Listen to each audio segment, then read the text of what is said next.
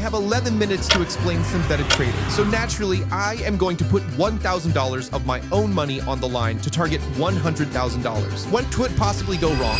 A lot can go wrong. Synthetic trading is basically a game of patient, knowledgeable people taking money from impatient, ignorant people. But it is also a game of chance. To understand this game of chance, I am going to be risking all $1,000 of my own money on one single volatility pair. Using the exact strategy I am about to share with you, will my newest strategy actually succeed, or will I lose $1,000 in a matter of seconds? Either way, I guess it is content. It is now Wednesday. I woke up late at 12:30 today. I am in Cape Town. New York session kicks in 1 hour. I make sure I am loaded up on caffeine, and then proceed to spend the entire afternoon scrolling through my derived volatility pairs until I find the one. I set up all my strategy parameters, tactics.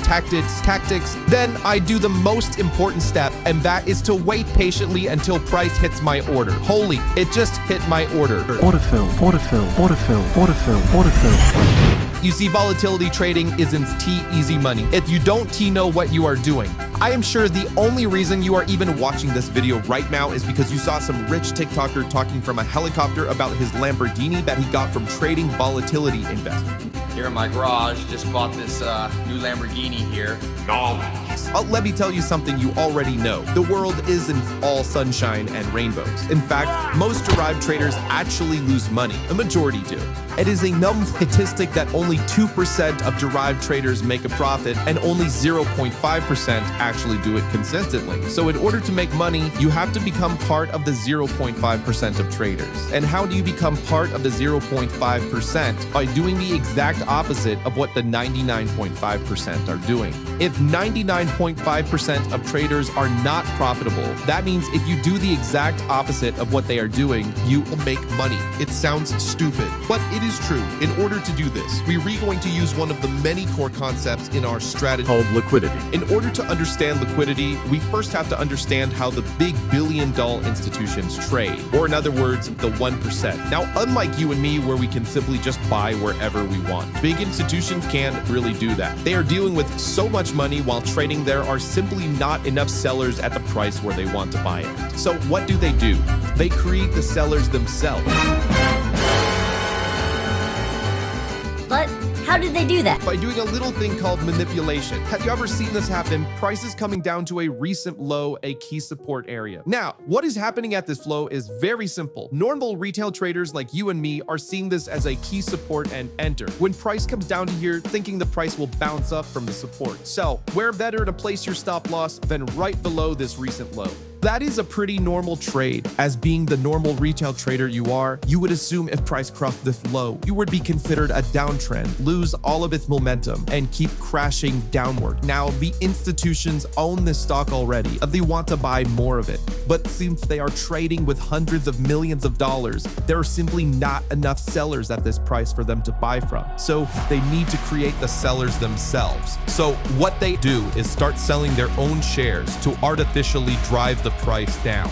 They will make it seem like the stock is losing lots of momentum, crashing downwards, when in reality it is not, which other retail traders will see this and start selling as well, which in turn drives the price down even more. And will do this to the extent of passing this point, which will trigger all of these stop losses that we were talking about before. So now there are tons of people selling, trying to get rid of what they are holding, which means the institutions can now enter at the price they want. Since there are so many sellers, price hits these stop losses institutions by a fuckload of shares, and price starts heading in the original direction. It was meant to making institutions billions of dollars. That is liquidity. Now, the trade we just took broke all-time highs, then reversed back downward. So instead of sell 5 liquidity like the last example, this time we got buy 5 liquidity. It is the same concept, just reversed. So this is why we are looking to short. If you don't know, instead of making money while the price is going up, shorting is where you make money as the price goes down. Price breaking this all-time high is our liquidity. And actually, all-time highs are usually the most aggressive types of liquidity. And this is part of the puzzle of how we become part of the 1%. But just because we find liquidity, that doesn't necessarily mean we found a good trade. Now, the 1% not only know how to find liquidity and even target liquidity, but they also know how to find perfect spots to enter their trades. In order to know where they enter, we have to understand one key thing. Retail traders don't move the price. The institutions do. Now, sure, me and your pennies could possibly move the stock price a smidge in the grand scheme of things, but the majority of price movement comes from hedge funds, banks, and institutions. To ride itself, that is where the price really moves. We can find where they re-entering by finding key levels of supply and demand. To do this, go to the 2-hour time frame. Find the start of a strong move. Mark the low to the high of the candle that started this move. This is your area of demand. You can do the exact same thing with areas of supply. Find a strong move downwards. Find the first candle that started that move. Mark the low and the high of that candle. This is your area of supply.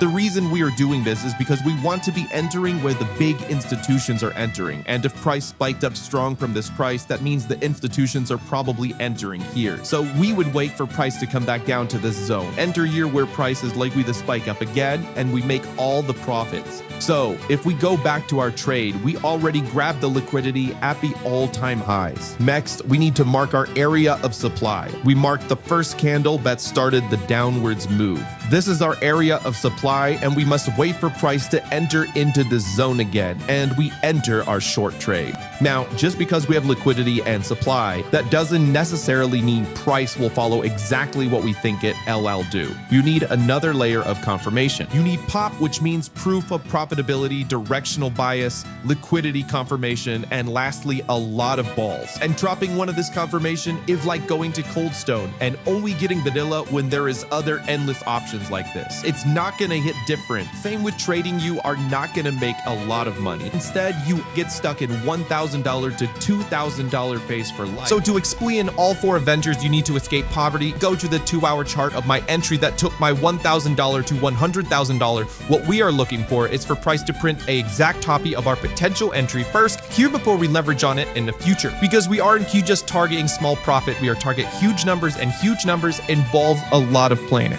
That's why a lot of people don't reach this stage, because for big money you need a cheat code. Imagine trading gold, futures, crypto, and stocks this way, using different strategies like supply and demand, support and resistance, fair value gaps and breaker block, and just basically picking one of them. Like SA breaker blocks. Wait for price to give you an exact copy of how you're most profitable. Breaker block setup is don't enter, instead watch and observe everything about it, the candles. How many retest the strategies around the setup. And if you think all this stuff happening on 2-hour time frame does replicate itself, Stop the cap. Stop the cap right now. Stop the cap. you be shocked. Like on this 2-hour breaker block price had 3 retests before the mitigation. This is your dream setup. Now go to 15 minutes time frame after price respected the 2-hour chart. This is where the mitigation happened. Wait for price to start moving, and look, it followed the same pattern as the 2-hour breaker block. 1, 2, 3 retest before the mitigation and side by side. This is the comparison, and this doesn't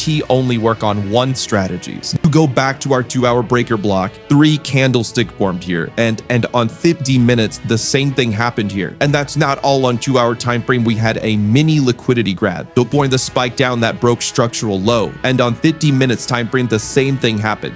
Liquidity grab, then spike down. So that means if you can see the past and input it in the future, you add 99% win rate. Literally, you can change your life in a week and live this lifestyle just by doing copy paste. And so how did I use this on my U75 entry? Firstly, I went to my 2-hour chart, but first we must clear this remain 3 checklist, starting with directional bias. Now this is arguably one of the most important steps, because if you even slightly FK'd this part up, it will ruin the whole strategy. One of the very first things you learn as a trader is uptrends and downtrends. It's almost the sippy cup of trading. A chart that makes higher highs and higher lows is an uptrend. A chart that makes lower lows and lower highs is a downtrend. Simple enough. Everybody know this. Now you may be thinking, why are we even going over this? I already know all of this. Well, what if I told you you were probably doing all of this completely wrong? What most people think for liquidity grab, they go and need market direction. Oh, hell no!